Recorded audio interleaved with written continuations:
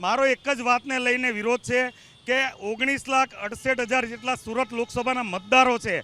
4 ગદ્દારો સુરતમાં જે ફોર્મ ભર્યું હતું કોંગ્રેસમાંથી, એ ગદ્દારોને હિસાબે 20 લાખ લોકોનો હક છીનવાઈ ગયો અને ભારતીય જનતા પાર્ટી દ્વારા એની ખરીદી કરવામાં આવી હતી, એટલે ફોર્મ એનું રદ થયું છે. આજે એ ગોવામાં જઈને જલસા કરી રહ્યો છે. સુરતના લોકો વિચાર કરી રહ્યા છે કે ગુજરાતભરમાં 7 તારીખે જે મતદાન થવાનું છે એમાં સુરત લોકસભા એક મતદાન વિહોણી રહેવાની છે.